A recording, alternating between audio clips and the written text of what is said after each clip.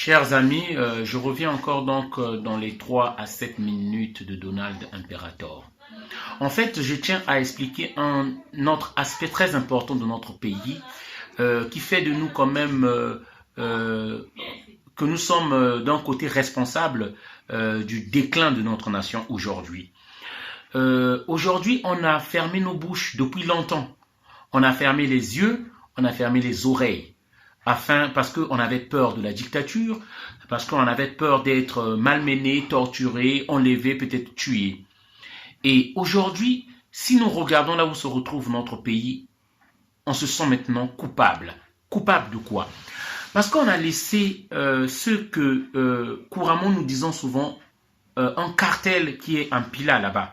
Le cartel, ce gang qui est un pila là-bas, ce cartel comme tout autre cartel de drogue qui ont pris le pays en otage et font ce qu'ils veulent. Et dans la force, dans l'oppression, personne n'ose dire quoi que ce soit. Et voilà, ils ont foutu, excusez-moi le terme, le bordel comme on n'a jamais fait. Imaginez aujourd'hui, qui s'attendait que le baril qui était à 100 dollars devait chuter aujourd'hui à moins de 50 dollars le baril de pétrole? Qui s'attendait à ça? Ce qui revient à dire que un jour, ça pourra encore perdre de valeur. Pourquoi? Qu'est-ce qui a fait ça? Les États-Unis, il y avait un débat sur le gaz de schiste. Ils ne voulaient pas se décider, est-ce qu'on va s'engager à prendre notre gaz de schiste ou pas? Et lorsqu'ils se sont engagés à prendre ce gaz de schiste-là, comme ils sont les premiers acheteurs du pétrole dans le monde avec l'Arabie Saoudite, ce qui a fait aujourd'hui une surproduction du côté donc du marché international. Voilà, l'Irak est en plein boom pétrolier. L'Iran, c'est la même chose. Ce qui a fait, il y a eu surproduction sur le marché pétrolier. Et le baril a chuté jusqu'à 47 dollars aujourd'hui. Et nous, idiots que nous sommes, ça je le dis, nos dirigeants surtout, idiots qu'ils sont, ils avaient toujours misé que le baril restera à 100 dollars le baril. Et aujourd'hui, on se retrouve à moins de 50 dollars le baril.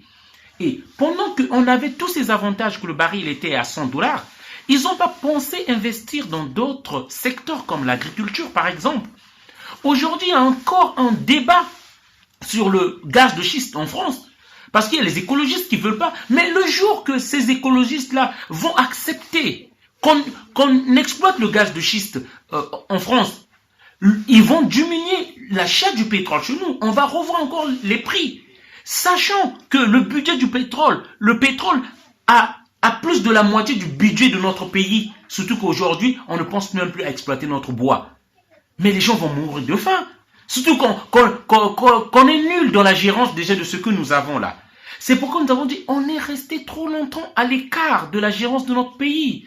On s'est dit qu'on a fermé les yeux sur la gérance des incompétents. Regardez où nous nous retrouvons aujourd'hui. Ce que je dis est sérieux, aussi amateur que je peux être dans la connaissance, mais c'est un article au moins que j'ai lu sur ça et j'interprète par rapport à cette compréhension que j'ai eue de cet article-là. Et je vous dis que ça risque encore d'aller encore plus loin. Il est temps, il faut qu'on se réveille. Il faut qu'on investisse dans d'autres secteurs. Il ne faut pas qu'on compte toujours sur le pétrole. Et surtout, nous savons, vous et moi, on sait que c'est une source tarissable. Voilà, donc il faut qu'on se réveille. Jeunes, mettons la peur à côté. On ne peut pas choisir la voie de la peur, choisir qu'on vive dans la peur, nous arrangera jamais. Regardez le pays là où ça se trouve aujourd'hui. Rien n'a changé après 32 ans. Citez-moi 2 ou 3 entreprises où les gens travaillent. Et ils disent qu'on travaille grâce à Sassou.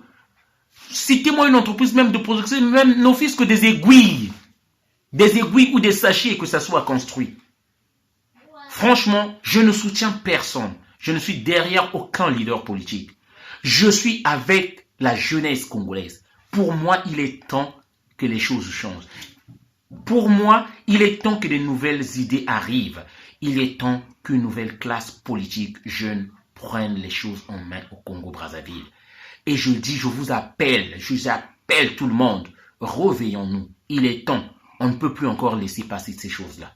Il est temps, réveillons-nous. Voilà mon message que je tenais à passer. Merci.